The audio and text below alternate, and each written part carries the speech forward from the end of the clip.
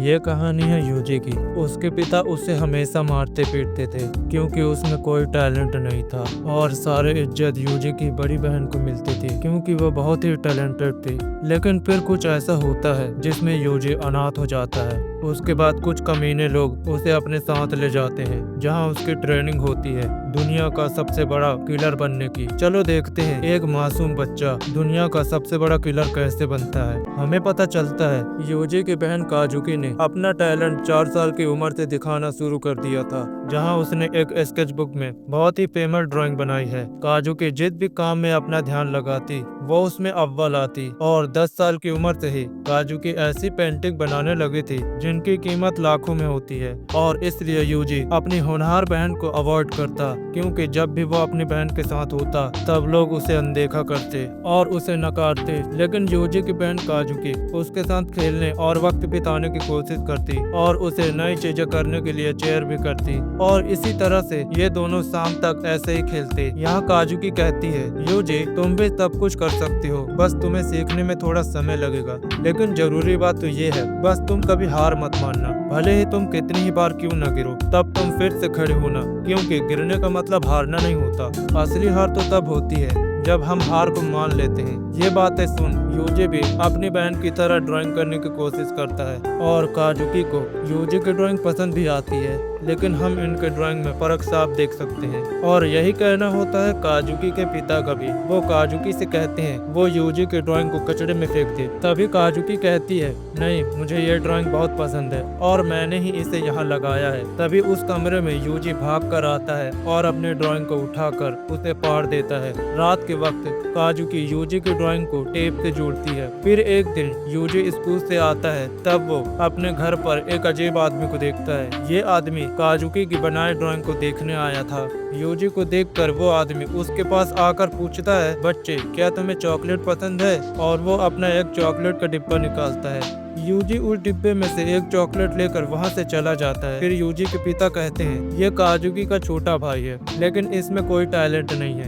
ना ही इसमें कोई मैनर्स है। लेकिन वो आदमी मुस्कुरा रहा था। एक दिन काजुकी ड्राइंग बनाने से मना कर देती है। इससे उसके पिता को काफी गुस्सा आता है, लेकिन वो कुछ नहीं कर सकते थे। फिर हम यूजी और काजुकी को एक साथ देखते हैं। तभी काजुकी कुछ मांगा निकालती है जो वो अपने क्लासमेट से लेके आए थे। उन्हें देखकर यूजी कहता है अगर पापा ने ये देख लिया तो हम पर गुस्सा करेंगे। तभी काजुकी कहती है यूजी अगर तुम मांगा पढ़ोगे तो तुम्हारे पास एक टॉपिक होगा जिस पर तुम दूसरे बच्चों से बात कर पाओगे और दोस्त बना पाओगे, क्योंकि दोस्त बनाना बहुत जरूरी होता है। जब आपकी लाइफ में कोई परेशानी आती है तो आपके दोस्त मदद के लिए सबसे पहले आते हैं। और क्योंकि यूजी के कोई दोस्त नहीं होते इसलिए काजुकी उसे कुछ दोस्त बनाने को कहती है। फिर हमें पता चलता है काजुकी जो ड्राइंग बनाती है वो यूजी के फैमिली का इनकम सोर्स बन गया है और दिन पे दिन उनके फैमिली का बिहेव बस से बदतर होता जा रहा है। जब उसकी बहन और उसके माता पिता बाहर खाना खाने को जाते तब यूजी घर पर अकेला होता। बस खाने के लिए उसके पास एक सूखा ब्रेड होता। जब काजुकी घर आती है तब वो ये देखकर हैरान हो जाती है यूजी पानी के साथ सूखा ब्रेड खा रहा है ताकि उसे खाने में आसानी हो। काजुकी कहती है यूजी देखो फ्रिज में खाने का कितना सारा सामान है, फिर तुम ये क्यों नहीं खाते हो। यूजी कहता है अगर मैं कुछ भी बिना पूछे खाऊंगा तो पापा नाराज होंगे। फिर काजुकी कहती है आखिर ये मैं क्या कर रही हूँ, मैं बाहर खाना खाकर आई और मैंने ये देखा तक नहीं कि मेरा छोटा भाई इस तरह से सूखा ब्रेड खा रहा है। इसके बाद वो यूजी को गले लगाकर कहती है मुझे माफ कर दो, तुम्हारी कोई गलती भी नहीं है, फिर भी तुम्हें ये सब सहना पड़ रहा है। इसके बाद काजुकी अपने फैमिली को बहुत डांटती है, लेकिन इससे कुछ भी नहीं होता। यूजी के पिता की नफरत यूजी के लिए दिन पे दिन बढ़ रही थी और यूजी की मॉम ने भी यूजी को अनदेखा करना शुरू कर दिया था। लेकिन वो यूजी के लिए डेली ब्रेड जरूर लेके आती थी। जिसके बाद एक दिन यूजी को घर आने में देर हो जाती है क्योंकि वो अपने दोस्त के साथ खेल रहा था। काजुकी पूछती है क्या दोस्त, क्या ये कोई लड़की है। यूजी कहता है हाँ। काजुकी उस लड़की के बारे में कुछ सवाल पूछकर यूजी से कहती है वो अगली बार उस लड़की को अपने साथ लेकर आए, ये देखने के लिए वो लड़की यूजी की दोस्त बनने लायक है या नहीं, क्योंकि काजुकी नहीं चाहते यूजी फीमेल दोस्त बनाए। आगे काजुकी कहती है, तुम्हारा चेहरा बिल्कुल मेरी तरह है, जिस वजह से तुम थोड़े बहुत लड़की की तरह दिखते हो। साथ ही तुम स्पोर्ट में भी बहुत अच्छे हो और बहुत दयालु भी। इसी वजह से तुम स्कूल में काफी फेमस हो गए और मुझे ये पसंद नहीं है। अगर तुम लड़कियों से दोस्ती करना चाहते हो तो पहले मुझसे इजाजत लो, और जिसे मैं मना करूंगी उससे तुम दोस्ती नहीं करोगे, समझे? और उदास मत हो यूजी, मैं तुम्हारे लिए बहुत अच्छी लड़की देखूंगी, इसलिए तुम ख्याल रखना। तुम ऐसे मर्द मत बनो जो लड़कियों को रुलाता हो। यूजी कहता है, मैं ख्याल रखूंगा। इसके बाद काजुकी यूजी को बताती है, नहाने का वक्त हो गया है। फिर हमें पता चलता है ये दोनों एक साथ नहाते हैं। यहाँ काजुकी अपने सारे कपड़े उतार कर यूजी को नहाने के लिए ले जाती है। फिर वो यूजी को अच्छे से शैम्पू लगाने लगती है। वो कहती है, प्यारे भाई बहन हमेशा एक दूसरे के साथ नहाते हैं। इसके बाद वो यूजी से पूछती है, क्या उसने कभी किसी को किस किया है? यूजी कहता है, नहीं। फिर काजुकी यूजी का चेहरा कुछ इस तरह पकड़ के उसे किस करने लगती है। इसके बाद काजुकी कहती है, यूजी क्या तुम इंसेस्ट का मतलब जानते हो? इंसेस्ट का मतलब होता है भाई बहन का एक दूसरे से प्यार करना, लेकिन ये काफी नॉर्मल बात है। इसके बाद वो यूजी से पूछती है, तुम मुझसे प्यार करते हो ना यूजी? वो कहता है, हाँ। काजुकी कहती है, मैं तुमसे बहुत प्यार करती हूँ, लेकिन भाई बहन एक दूसरे से शादी नहीं कर सकते। यूजी पूछता है, भाई बहन एक दूसरे से क्यों शादी नहीं कर सकते? वो बताती है, काफी सारे जेनेटिक और दूसरी दिक्कत की वजह से। इन सब के बावजूद भी मैं तुमसे बहुत प्यार करती हूँ मेरे छोटे भाई, और मुझे नहीं लगता भाई बहन को इस तरह किस करना, गले लगाना गलत बात है। क्या मेरी बातें तुम्हें गलत लगती है यूजी? यूजी कहता है, नहीं, आप हमेशा सही कहती हो। यूजी ने हर एक चीज अपने बहन से सीखी है। कुछ दिन बाद उसकी बहन प्राइवेट एकेडमी में पढ़ने के लिए चली जाती है, लेकिन वहाँ उसने आर्ट से रिलेटेड कोई चीज नहीं की, बल्कि वहाँ काजुकी ने बास्केटबॉल क्लब को ज्वाइन कर लिया। लेकिन वहाँ उसने अपने टैलेंट को छुपाए रखा, क्योंकि वो अपनी जिंदगी नॉर्मल लड़की की तरह जीना चाहती थी। और यूजी ही था जो जानता था उसकी बहन कितनी मैनिपुलेटिव है। वो बहुत आसानी से किसी को भी मैनिपुलेट कर सकती है। यहाँ तक इसकी फैमिली भी काजुकी के अकॉर्डिंग चलते हैं, और यूजी अपनी बहन के इस साइड से बहुत डरता भी था, लेकिन फिर भी वो पूरी तरह से अपनी बहन पे डिपेंडेंट था, और उसे ये भी लगता था सब ऐसे ही शांतिपूर्वक चलता रहेगा। लेकिन एक दिन जब उसकी बहन स्कूल के साथ कैंप पर जाती है, तब उसका एक्सीडेंट हो जाता है, क्योंकि बस खाई में गिर गई थी। और 2 हफ्ते बाद ये खबर आई, उस एक्सीडेंट में सिर्फ एक लड़की बच पाई। और उस जगह पर जो कुछ भी हुआ वो देखकर लग रहा था कि इन बच्चों ने आपस में लड़ाई की थी, और इसमें यूजी की बहन काजुकी मारी जाती है। काजुकी की मौत से यूजी के पिता डिप्रेशन में चले जाते हैं, और सुबह से लेकर शाम तक शराब पीने लगते हैं, और वह अपनी पत्नी और यूजी को मारने पीटने भी लगे थे। इसी वजह से यूजी की माँ उसे छिपा देती है, और वहीं यूजी छुप कर देखता है किस तरह उसके पिता उसकी मॉम को मार रहे हैं। फिर एक दिन यूजी और यूजी की मॉम इनके पिता को छोड़कर चली जाती है, जिसके बाद ये दोनों दूसरे टाउन में आ जाते हैं, और यहाँ एक छोटा सा घर लेकर यहाँ रहना शुरू कर देते हैं। और ये दोनों काफी खुश भी होते हैं, क्योंकि यूजी के पिता नहीं थे। यूजी का ख्याल रखने के लिए उसकी माँ दिन रात काम करती है, और 1 साल तक सब ऐसा ही चलता रहा। लेकिन एक दिन इनके घर पर यूजी के पिता आ जाते हैं और कहते हैं, तुम्हें क्या लगा था तुम दोनों मुझसे बचकर भाग पाओगे? इसके बाद वो यूजी की माँ को मारते हुए उसके साथ जबरदस्ती करने लगते हैं, ताकि यूजी की माँ यूजी के पिता को एक ऐसा बच्चा पैदा करके दे सके जो टैलेंटेड हो। यूजी खड़ा होकर ये सब देख रहा था, और इस हालत में भी यूजी की माँ यूजी को भाग जाने को कहती है। इसके बाद यूजी के पिता यूजी की माँ का गला दबाने लगते हैं, जो देख यूजी अपने पिता को रोकने के लिए आता है, लेकिन उसके पिता उसे धक्का देकर गिरा देते हैं। लेकिन इसके बाद अपनी माँ के साथ हो रहे जुर्म को देखकर यूजी को गुस्सा आ जाता है। इसके बाद वो वहीं पड़ी एक बोतल को उठा लेता है अपने पिता को मारने के लिए। इसके बाद वो पीछे से ही अपने पिता को बोतल दे मारता है, जिस वजह से उसके पिता वहीं गिर जाते हैं, और उनका बहुत सारा खून बहने लगता है। जिसके बाद यूजी कहता है, चलिए माँ, अब हमें भाग जाना चाहिए। फिर उसकी माँ कहती है, आखिर हम कब तक ऐसे ही भागते रहेंगे? तुम भागने में तेज हो, इसलिए तुम पहले यहाँ से भागो और मैं तुम्हारे पीछे आ जाऊंगी।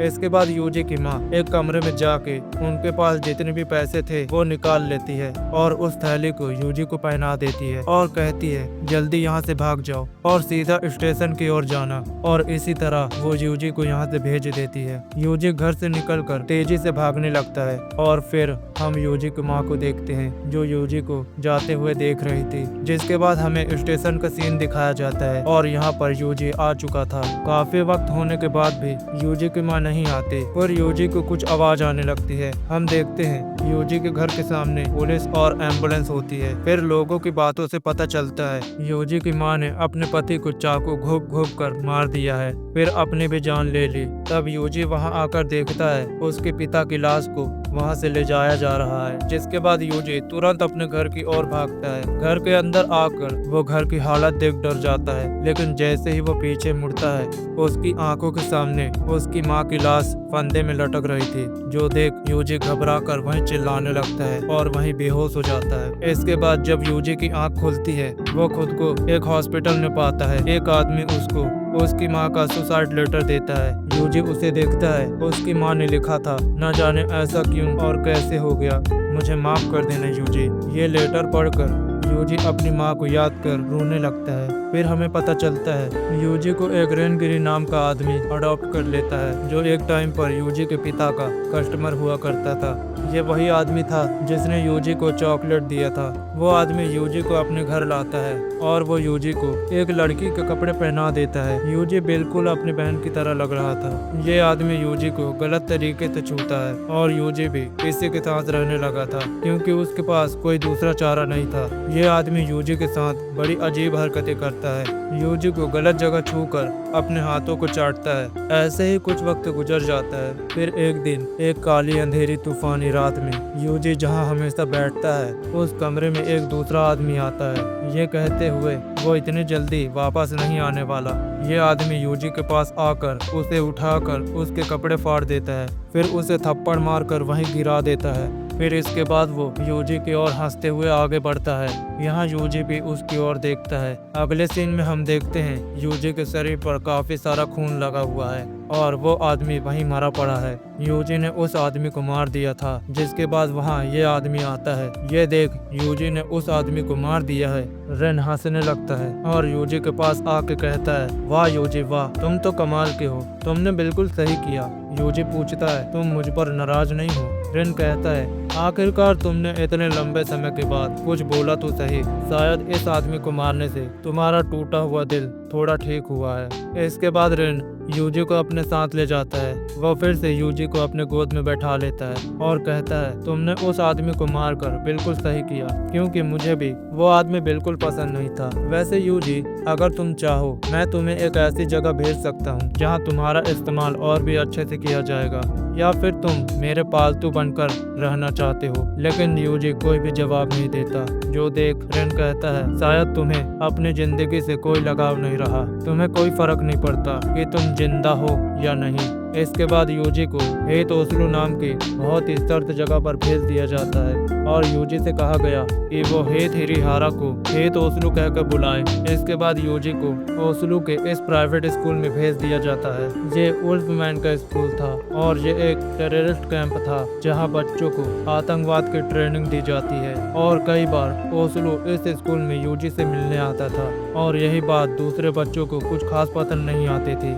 यूजी बहुत तेजी से यहाँ पर सिखाए जाने वाली हर एक चीजों में माहिर बनते जा रहा था, लेकिन यह दूसरे बच्चों को पसंद नहीं आता। इसलिए जब बच्चों की एक दूसरे के साथ कॉम्बैट ट्रेनिंग होती तो यूजी के साथ वाला बंदा यूजी को बहुत मारता। लेकिन इसके बाद यूजी के पास एक लड़की आती है और वो उससे पूछती है तुम ठीक तो हो ना? इस लड़की का नाम होता है मर्लिन। और इसके बाद हम देखते हैं यूजी को जब भी चोट लगती तो मर्लिन यूजी की मरहम पट्टी करती और उसके खाने का भी ख्याल रखती। इस वजह से यूजी को भी ये जगह अब थोड़ी पसंद आने लगी थी। हमें यह भी पता चलता है कई बार ओस्लो खुद यूजी के ट्रेनिंग कराता, यूजी ओस्लो के साथ कॉम्बैट ट्रेनिंग करता। वो उसे सिखाता, इससे पहले दूसरे तुम्हें मारे तुम्हें दूसरों को मार देना चाहिए। जब भी वो लड़ने के लिए बाहर जाएगा तब भले ही उसके सामने उसका परिवार क्यों न हो, उसे उनका सामना दुश्मन की तरह करना होगा। और वही यूजी का एकमात्र दोस्त है, बाकी सब उसके दुश्मन। इसी तरह यूजी की ट्रेनिंग होती। लड़ते हुए यूजी ओसलू को कड़ी टक्कर देता। फिर काफी वक्त बाद इनका फाइनल टेस्ट आता है, जिसे ग्रेजुएशन एग्जाम भी कहते हैं, और इसमें पास होने के लिए यूजी को अपने ओपोनेंट को मारना होगा। लेकिन यहाँ उसकी ओपोनेंट होती है मर्लिन। ओसलू यहाँ खुद मौजूद होता है इनकी फाइट देखने के लिए, जिसके बाद इनकी फाइट शुरू होती है। ये दोनों दौड़ते हैं। यूजी पहले मर्लिन को एक मुक्का मारता है, और जब भी मर्लिन यूजी पर हमला करती है यूजी उसे मारकर वहीं गिरा देता है। और लड़ते वक्त यूजी अपने मन में ही मर्लिन से माफी मांगता है, और इसके बाद वो उसको एक लात मारता है, जिससे मर्लिन का खून निकल जाता है। ये देखकर यूजी को अपनी माँ याद आती है। यूजी कहता है, आखिर मैं ये क्या कर रहा हूँ, मैं बिल्कुल अपने पिता की तरह हरकत कर रहा हूँ। और इसी वजह से यूजी परेशान होने लगता है। लड़ाई पर उसका बिल्कुल भी ध्यान नहीं होता, और इसी मौके का फायदा उठाकर मर्लिन यूजी पर अटैक करती है, और इसके बाद यूजी के ऊपर लात रखकर वही जोर जोर से हंसने लगती है, और हंसते हुए उसे बहुत सारे मुक्के मारने लगती है। ये देखकर ओसलू कहता है, यूजी ये तुम क्या कर रहे हो, तुम वो खूनी हो जिसने अपने पिता को मार दिया, इसलिए उठो और लड़ो। कोई फर्क नहीं पड़ता तुम कितने लोगों को मारते हो, लेकिन तुम्हें लड़ना होगा। लेकिन मर्लिन यूजी को लात मारकर उसे दूर फेंक देती है, और यूजी यहाँ हार जाता है। जिसके बाद हमें एक कैद खाना दिखाया जाता है। यूजी के हारने से उसकी मौत तो नहीं होती, लेकिन उसे इस कैद खाने में डाल दिया जाता है। जब यूजी सो रहा था मर्लिन उस कैद खाने में आकर यूजी से माफी मांगती है। ये सब मेरी वजह से हुआ यूजी ये सब सुन रहा था, लेकिन वो इन शब्दों को नहीं सुनना चाहता था, क्योंकि ये वही शब्द थे जो उसकी माँ ने उससे कहे थे। वो शब्द जो मुझे कमजोर और असहाय समझने पर मजबूर करते थे। अगले दिन मर्लिन यूजी के लिए खाना लेकर आती है, लेकिन यूजी खाना नहीं खाता। जिसके बाद मर्लिन वहीं बैठकर यूजी को बताती है, मैं जल्द ही इस जगह से ग्रेजुएट होकर चली जाऊंगी। यूजी कहता है, ये तो काफी अच्छी बात है। यहाँ से जाने के बाद अच्छा रहेगा कि तुम मेरे और यहाँ पर जो कुछ हुआ वो सब भूलकर नई शुरुआत करो। तभी मर्लिन कहती है, इतना अच्छा होता अगर मैं दूसरों को नुकसान पहुँचाए बिना जिंदा रह पाती। इसके बाद मर्लिन यूजी से कहकर चली जाती है कि वो फिर से आएगी। असल में मर्लिन वहाँ से ग्रेजुएट होकर चली गई, और एक दिन एक नर्स के जरिए यूजी को पता चलता है मर्लिन अपने पहले ही मिशन के दौरान एक गलती की वजह से मारी गई। ये सुनकर यूजी सोचता है, काश उस एग्जाम में वो पास हो जाता तो आज मर्लिन जिंदा होती। फिर 2 महीने गुजर जाते हैं। यूजी को फिर से ग्रेजुएट होने का मौका मिलता है, लेकिन इस बार यूजी को अपना भेद बदल कर किसी को मारना था। इसलिए यूजी एक लड़की के कपड़े पहन कर आता है। वो इसके बाद एक होटल में जाता है। उसे जिस आदमी को मारने का काम मिला है, जब यूजी उसके लिए चाय लेकर आता है तो इसके बदले में वो आदमी यूजी को काफी पैसे देता है। ये देखकर लगता है ये काफी अच्छा आदमी है, लेकिन यूजी अपने बैग से एक पेन निकालकर उसे इस आदमी के गर्दन में डालकर इस आदमी को मार देता है। जिस आदमी को यूजी ने मारा था वो एक इंटरनेशनल कोर्ट ऑफ जस्टिस का जज था। इसके बाद यूजी काफी सारे कत्ल करने लगा। उसने बीच रोड पर एक औरत को लटका कर मार दिया। इसके बाद उसने एक आदमी को भी उसकी गर्दन तोड़कर मार दिया। इसके बाद पोल नाम का आदमी यूजी की वजह से कार एक्सीडेंट में मारा जाता है। इसी जलती हुई कार में उस आदमी की बेटी की फोटो देखने को मिलती है, और पुलिस की टीम काफी वक्त तक रिसर्च करने के बाद भी इन सभी कत्लों के खूनी को नहीं ढूंढ पाई, और इसी वजह से इन्होंने नया ऑपरेशन शुरू किया, और आखिरकार हेथ ओसलो की इस प्राइवेट ऑर्गेनाइजेशन को ढूंढ लिया।